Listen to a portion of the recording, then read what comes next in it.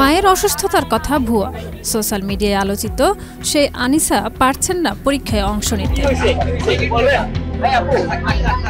গত ২৬শে জুন বাংলা প্রথম পত্রের পরীক্ষায় তিনি ১ ঘন্টা দেরিতে পৌঁছান। তিনি দাবি করেছিলেন সেদিন সকালে তার মা স্ট্রোক করলে তাকেই হাসপাতালে নিতে হয়।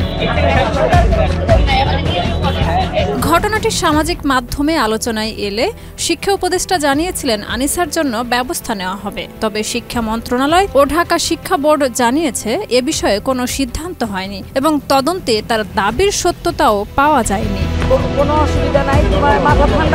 মন্ত্রণালয়ের নির্দেশে ২টি পৃথক তদন্ত টিম ঘটনাটি যাচাই করে প্রতিবেদন দিয়েছে, যেখানে আনিসার দাবির সত্যতা পাওয়া যায়নি। এ বিষয়ে আনিসার সঙ্গে যোগাযোগের চেষ্টা করেও তার বক্তব্য পাওয়া যায়নি।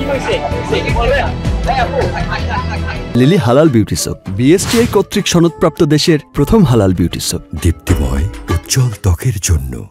এবছর ২২,০০০-এর বেশি পরীক্ষার্থী কোনো পরীক্ষায় অংশ নেননি। শিক্ষার্থীরা প্রশ্নপত্র কঠিন হওয়া নিয়ে শঙ্কা থাকলেও বোর্ড জানিয়েছে এবার গ্রেস নম্বর দেওয়া হবে না।